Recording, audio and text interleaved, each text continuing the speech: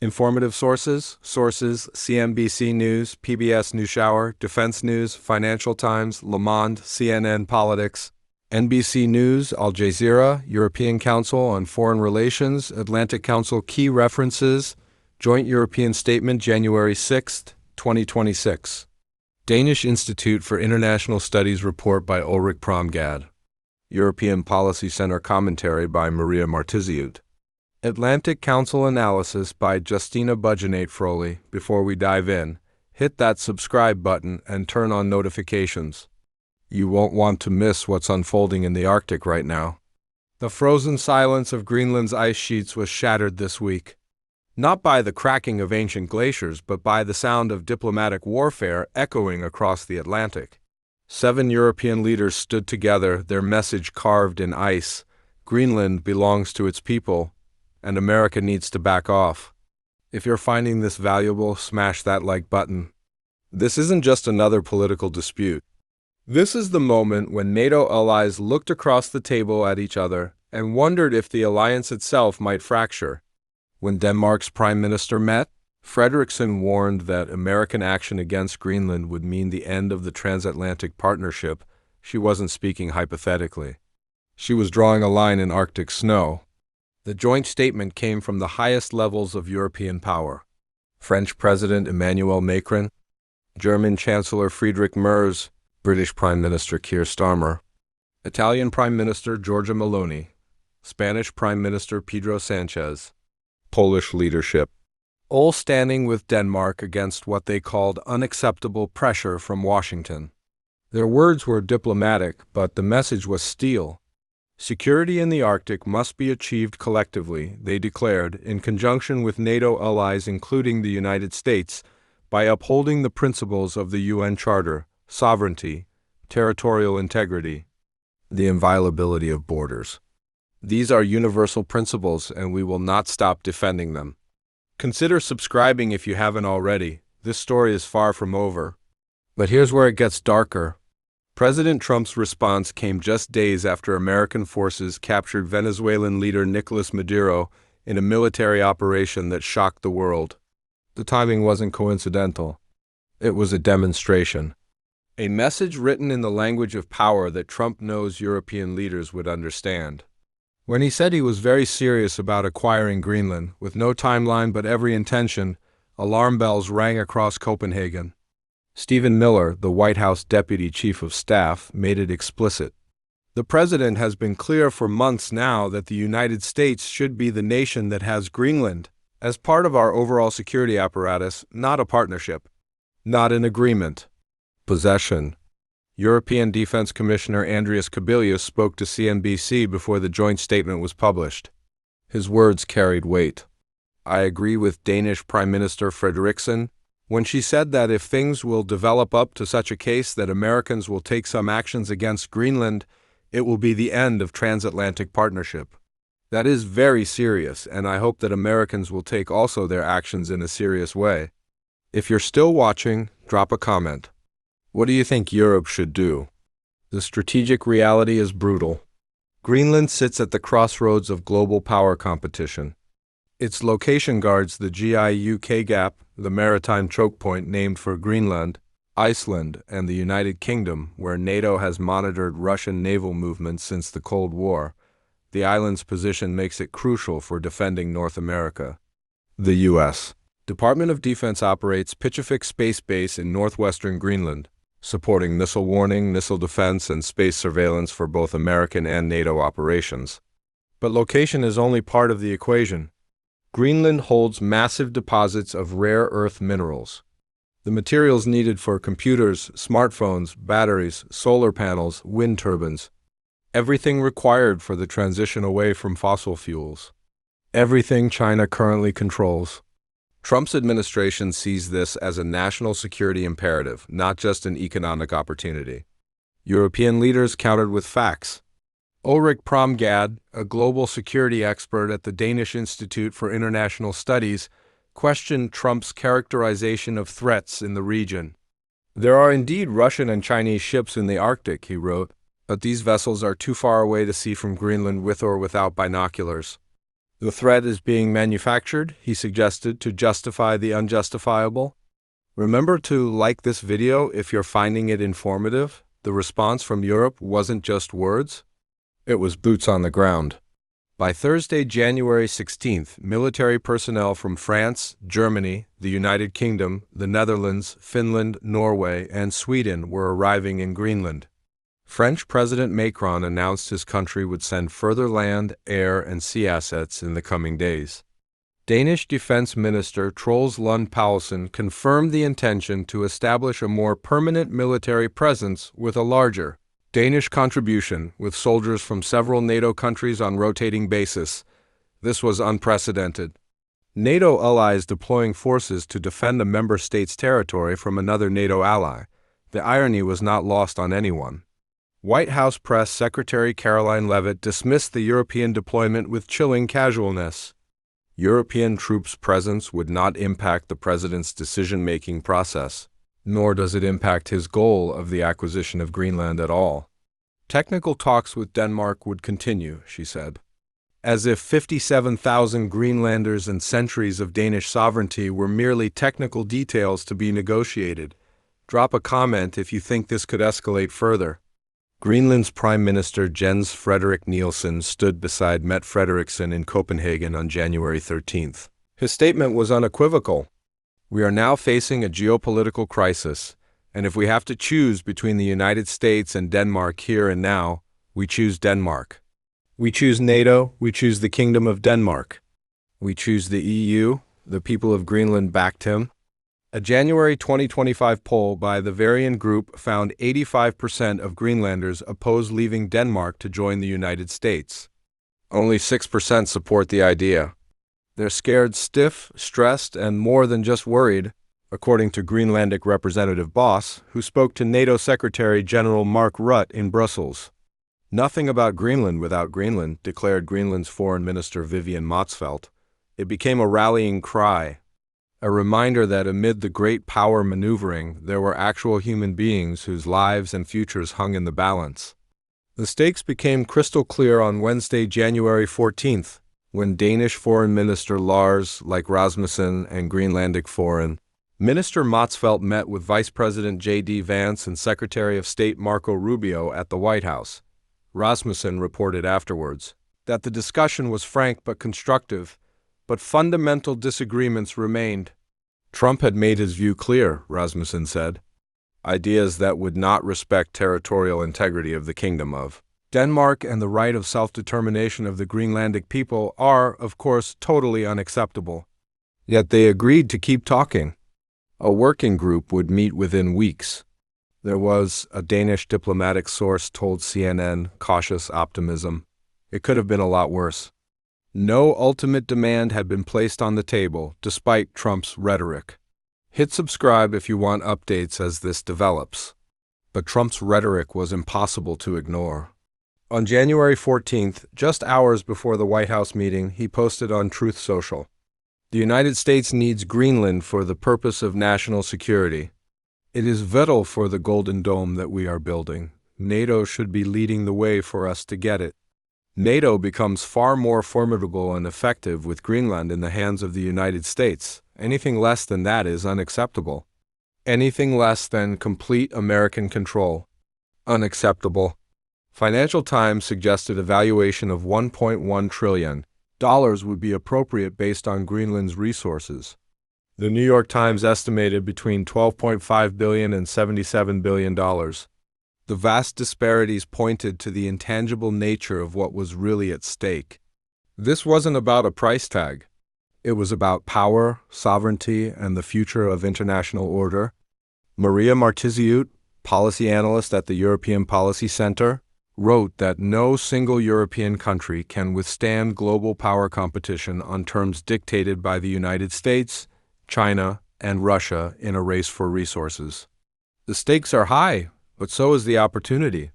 Europe can still articulate a credible vision for Greenland and the European Arctic.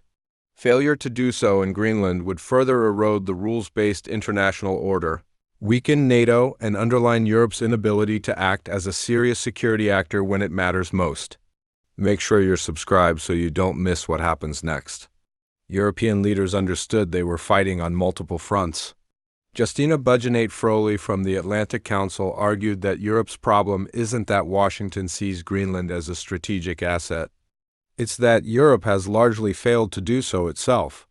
For decades, Greenland was treated as a political sensitivity rather than a strategic priority. That complacency is now dangerous.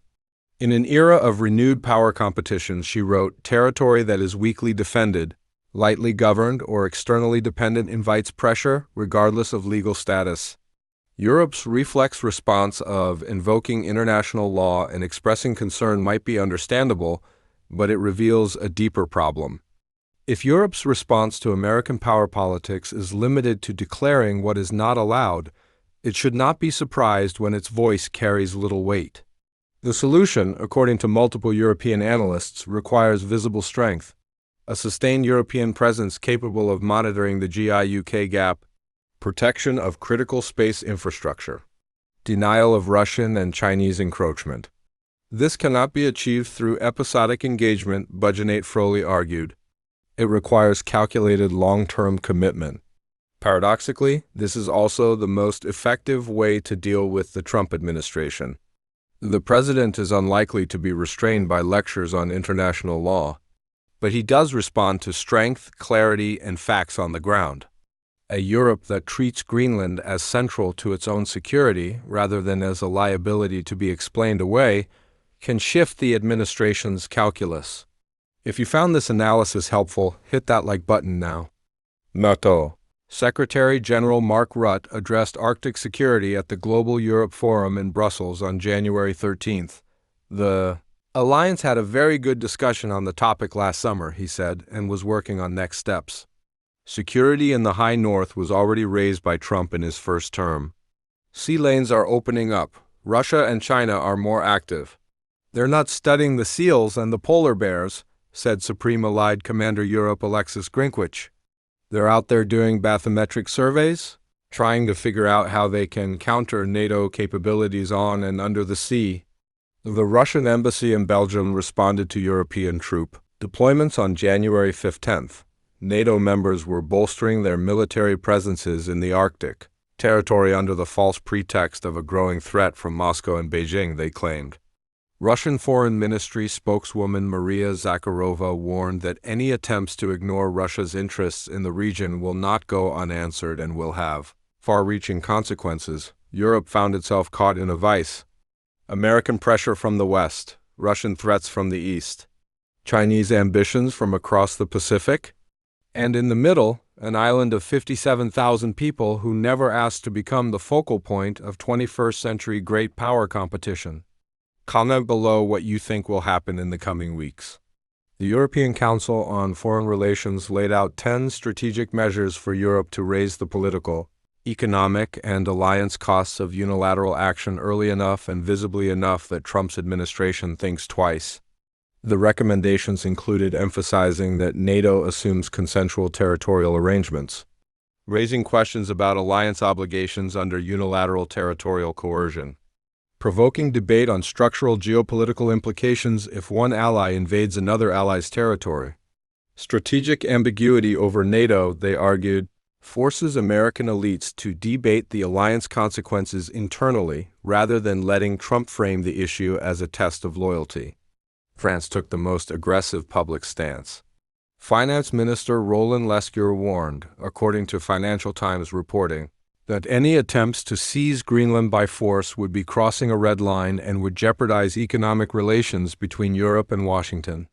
Europe is deeply concerned about Trump's claims to Greenland, a sovereign part of Denmark and the European Union, and this issue is not subject to revision, he declared.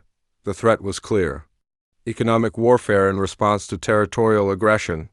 European Commission President Ursula von der Leyen, speaking in Cyprus on January 15th, tried to maintain diplomatic balance. The European Union will continue to work closely with the United States to strengthen security in the Arctic, she said. But she added a critical commitment. What is clear is that Greenland can count on us politically, economically, and financially. When it comes to its security, the discussions on Arctic security are, first and foremost, a core issue of NATO. But the Arctic and Arctic security are core topics for the European Union and matter enormously for us. She promised to double down on investments and cooperation in Greenland. The European Union has a very good reputation in Greenland, and we are counting very much on the excellent cooperation that we have. Subscribe and turn on notifications for breaking updates. But words and promises might not be enough. Trump told reporters on January 9th in a meeting with oil executives that his administration would take action on Greenland whether they like it or not. I would like to make a deal, the easy way. But if we don't do it the easy way, we're going to do it the hard way. When pressed about paying Greenlanders directly to sway them toward joining the United States, Trump said, "I'm not talking about money for Greenland yet." The yet hung in the air like a threat and a promise.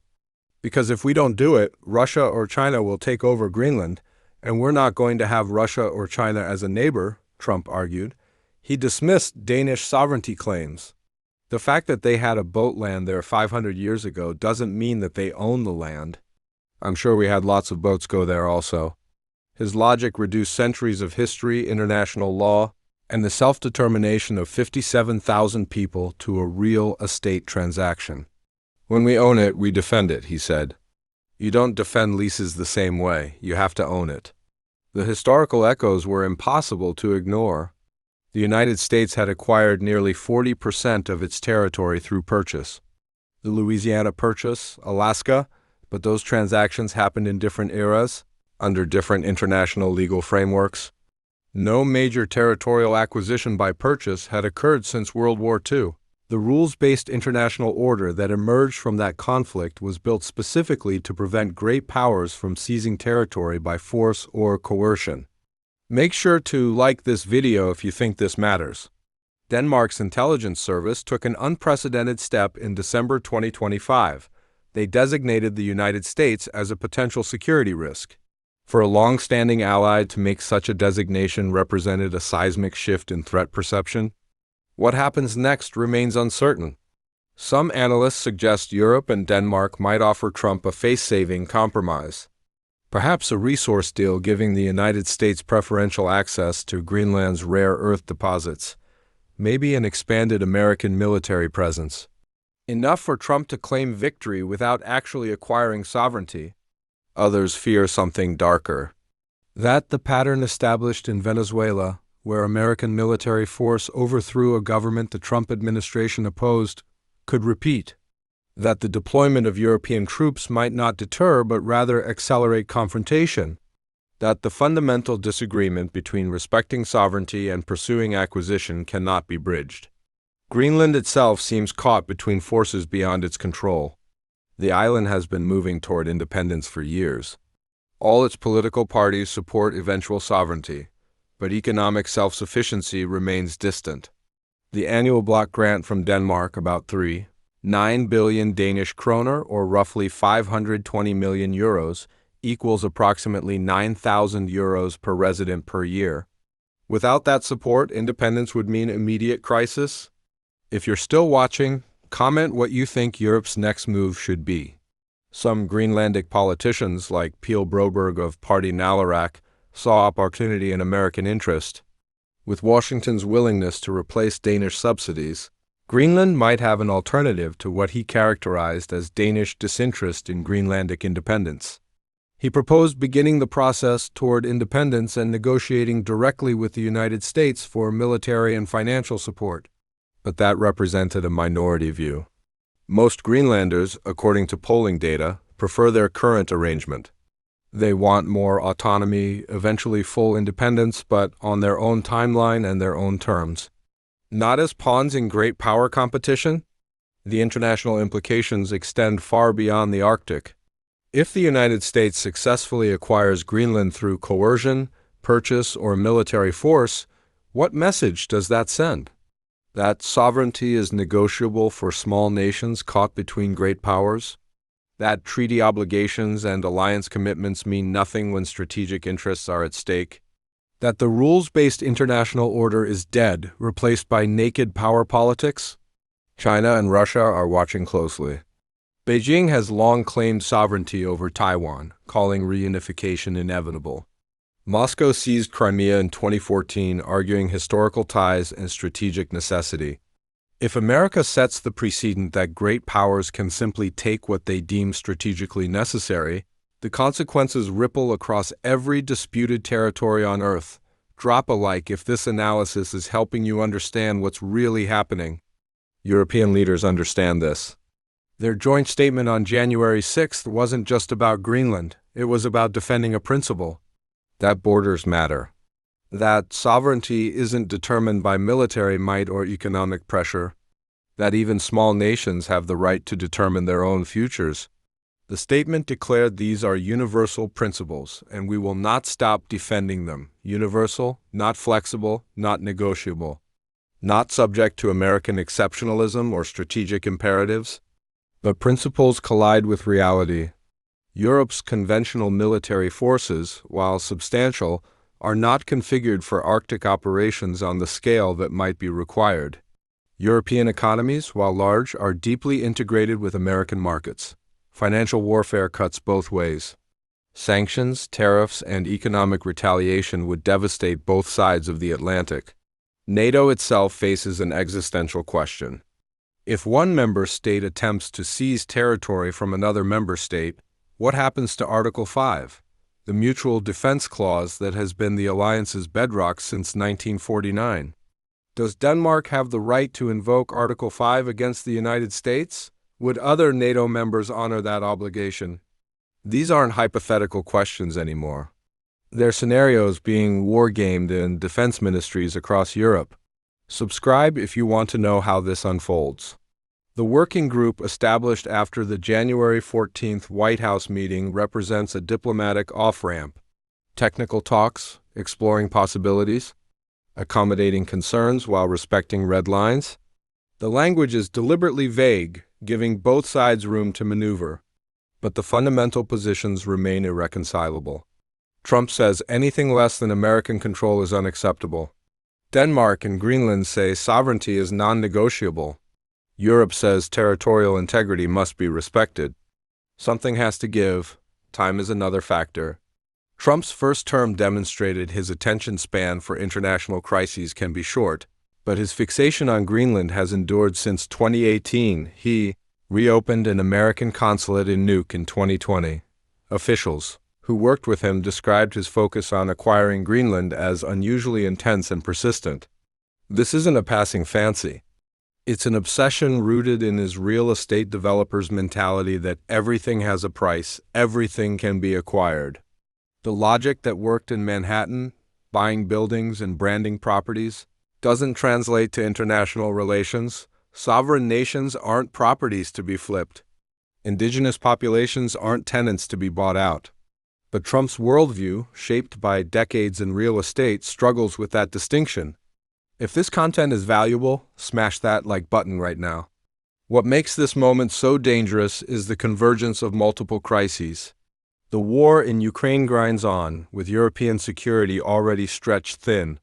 Trump's position on Ukraine has been unpredictable, sometimes seeming to blame President Zelensky rather than Russian President Putin for the conflict's continuation. That unpredictability extends to Greenland. The multiple competing crises and the scale of challenges facing European leaders are daunting to navigate. Saad Christoph Meyer, professor of European and international politics at King's College London. A policy of treading lightly with Trump is not working. What Europeans are now trying to do is push back, but push back in a way that doesn't overly publicly antagonize the administration, while still sending a clear enough message that there are very significant costs if they continue down this path. It's diplomatic judo, as one analyst described it, trying to redirect Trump's energy, his strident America First unilateralism, and persuade him that the best expression is collegiate, transatlantic multilateralism. Essentially saying, yes, Donald, you're absolutely right to raise Arctic security as a big problem. We totally agree. While we're not sure that invading Greenland is the answer, NATO is the solution.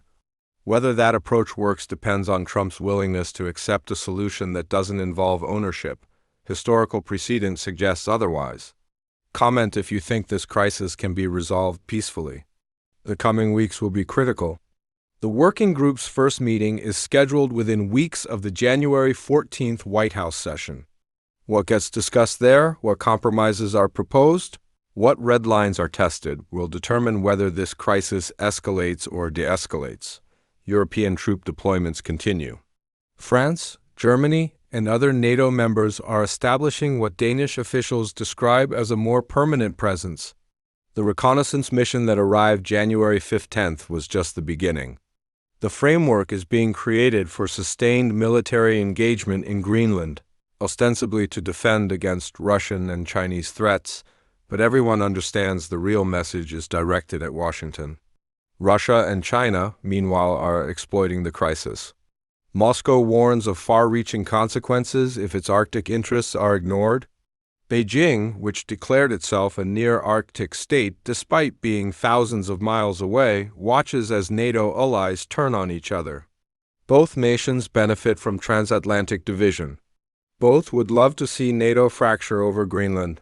The geopolitical chessboard is in motion. Every piece matters.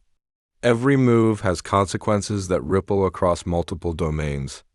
If you've watched this far, you're clearly invested in understanding what's happening. Make sure you're subscribed with notifications turned on.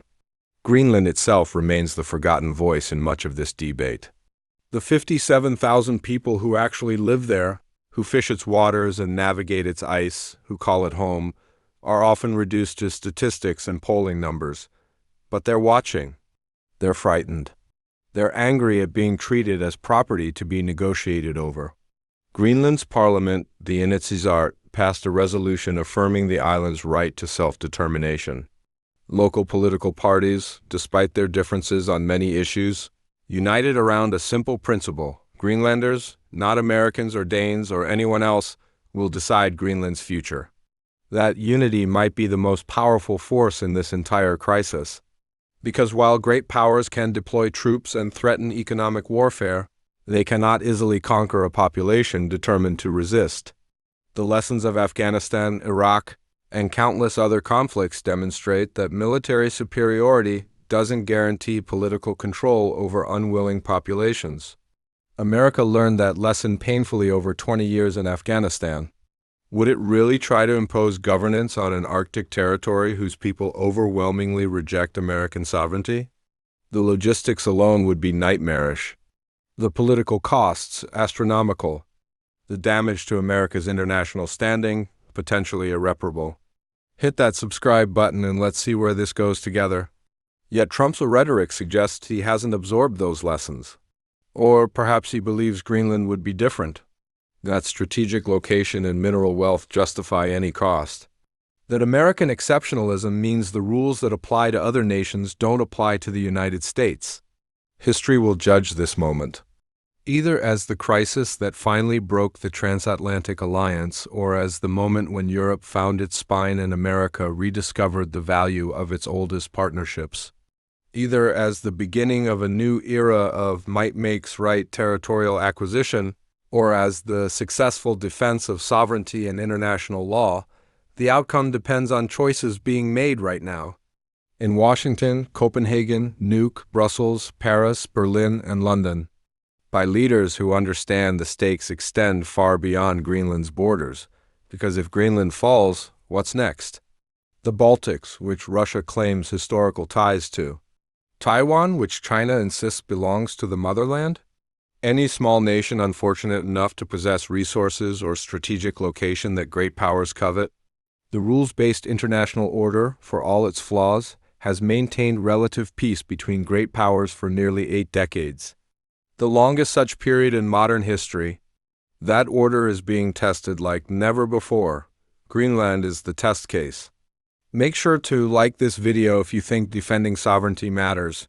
7 European leaders stood together on January 6th and declared that Greenland belongs to its people, that sovereignty matters, that borders are inviolable, that these are universal principles they will not stop defending.